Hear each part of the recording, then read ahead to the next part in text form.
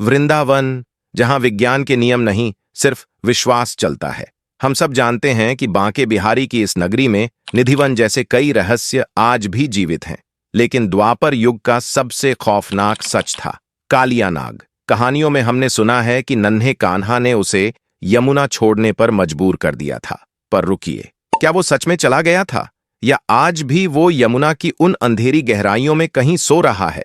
आज की कहानी एक ऐसे नास्तिक इंसान की है जिसे एक दोपहर यमुना के बीचों बीच कुछ ऐसा दिखा जिसने उसकी पूरी दुनिया ही बदल दी। दिल थाम कर बैठिए, क्योंकि अगले कुछ मिनट आप अपनी पलकें नहीं झपका पाएंगे। लेकिन दोस्तों, इस रोंगटे खड़े कर देने वाली सच्चाई को जानने से पहले, अगर आप भी मानते हैं कि वृंदावन के कण कण में हमारे कन्हैया बसते हैं, तो कमेंट बॉक्स में राधे राधे लिखकर अपनी हाजिरी जरूर लगाएं। देखते हैं आज कितने सच्चे कृष्ण भक्त हमारे साथ जुड़े हैं। यह घटना फरवरी 2026 की है। दिल्ली का रहने वाला रोहन, एक मशहूर न्यूज चैनल का रिपोर्टर, वृंदावन आया था। वह भगवान, चमत्कार और पुरानी कथाओं को अंधविश्वास मानता था। उसका मानना था कि जो आंखों से दिखे वही सच होता है। रोहन का उद्देश्य वृंदावन के रहस्यों पर एक डॉक्यूमेंट्री बनाकर उन्हें झूठ साबित करना था। इसी मकसद से वह अपने कैमरे के साथ केशी घाट पहुंचा। वहां उसकी मुलाकात यमुना में वर्षों से नाव चला रहे बुजुर्ग नाविक काका दीनदयाल से हुई। उनकी आंखों में अनुभव के साथ साथ यमुना को लेकर एक अनकहा भय झलक रहा था। रोहन ने उनसे यमुना के उस हिस्से में ले चलने को कहा जहां आम लोग जाने से कतराते हैं। यह सुनते ही काका ने मना कर दिया और बताया कि वह इलाका कालीदह कहलाता है, जहां का पानी गहरा और भयावह माना जाता है और जहां कालियां नाग से जुड़ी कथाएं प्रचलित हैं। रोहन हंस पड़ा। काका, हम 2026 में जी रहे हैं। ये नाग वाग सब कहानियां हैं। पैसे जितने चाहो ले लो, बस नाव निकालो। रोहन की जिद के आगे काका मान गए। नाव घाट से दूर बढ़ने लगी। शुरुआत में सब सामान्य था। घाट पर भीड़, मंदिरों से भजन की आवाज। लेकिन जैसे ही नाव कालीदह की ओर बढ़ी, माहौल बदल गया। शहर का शोर पीछे छूट गया। चारों तरफ सिर्फ पानी था, और वह पानी हरा नहीं, गहरा काला था। अचानक हवा थम गई। पक्षियों की आवाज तक गायब हो गई। काका के हाथ कांपने लगे। उन्होंने धीमे स्वर में कहा, बाबूजी, यहां ठीक नहीं लग रहा। पानी शांत है, फिर भी नाव अपने आप हिल रही है। हमें लौट जाना चाहिए। रोहन कैमरा सेट करते हुए बोला, ये बस पानी का बहाव है काका, आप डरिए मत। तभी हवा में अचानक एक तेज सड़ी हुई बदबू फैल गई, गंधक और सड़े मांस जैसी। रोहन ने नाक ढंकते हुए कहा, ये बदबू कहां से आ रही है? काका की आंखें फैल गईं। वह बुदबुदाए, नहीं बाबूजी, यह नाले की बदबू नहीं है, यह विष की गंध है। वो जाग गया है। अगले ही पल यमुना का पानी उबलने लगा। बड़े बड़े बुलबुले सतह पर फूट पड़े। नाव बुरी तरह हिलने लगी। रोहन का कैमरा हाथ से छूटकर गिर पड़ा। ये क्या हो रहा है? वह चीख उठा। तभी पानी के बीच से एक भयानक फुंकार गूंजी। सतह चीरती हुई एक विशाल काली आकृति बाहर आई। रोहन की सांस थम गई। यह कोई साधारण सांप नहीं था।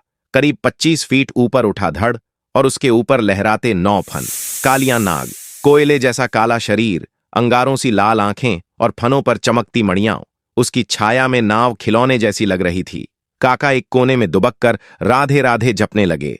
रोहन, जो तर्क और विज्ञान की बातें करता था, घुटनों के बल कांप रहा था। नाग ने अपना बीच वाला फन पीछे खींचा, जैसे हमला करने वाला हो। उसकी गर्म फुंकार रोहन के चेहरे से टकराई, और उसी पल रोहन के मुंह से निकल पड़ा, हे कृष्ण, मुझे बचा लो, मुझसे गलती हो गई। कालिया नाग जैसे ही झपटने वाला था, तभी एक चमत्कार हुआ। वृंदावन की ओर से अचानक बांसुरी की मधुर धुन गूंज उठी। यह किसी यंत्र की नहीं, हवाओं में घुली हुई आवाज थी। धुन सुनते ही यमुना का उबलता पानी शांत होने लगा। जो नाग गुस्से से भरा था, उसका शरीर डीला पड़ गया। उसकी आंखों में क्रोध की जगह समर्पण उतर आया।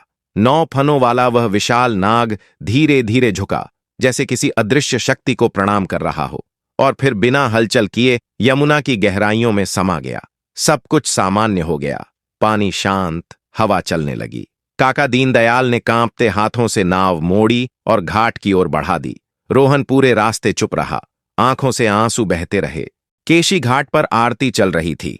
रोहन नाव से उतरा, कैमरा वहीं छोड़ दिया और सीढ़ियों पर सिर झुकाकर बैठ गया। काका ने बस इतना कहा, बाबूजी, मैंने कहा था यहाँ विज्ञान नहीं, विश्वास चलता है। जो दिखता नहीं, इसका मतलब यह नहीं कि वो है नहीं। उस दिन के बाद रोहन ने अपनी नौकरी छोड़ दी। वह रिपोर्टर रोहन से भक्त रोहन बन गया।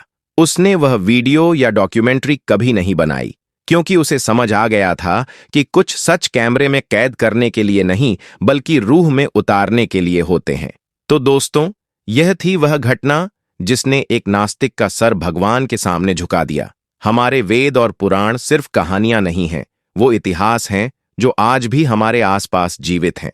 बस हमें जरूरत है उस दृष्टि की जो इन चमत्कारों को देख सके। यमुना जी आज भी अपने अंदर कई राज छुपाए बैठी हैं। कालियां नाग का दिखना हमें यह याद दिलाता है कि कलयुग में भी ईश्वर की सत्ता सबसे ऊपर है। अगर हम सच्चे मन से उन्हें पुकारें तो वो किसी न किसी रूप में हमारी रक्षा जरूर करते हैं। आपको यह सच्ची घटना कैसी लगी? क्या आपको भी लगता है कि वृंदावन के कण कण में चमत्कार होते हैं? अपने विचार हमें कमेंट बॉक्स में जरूर बताएं।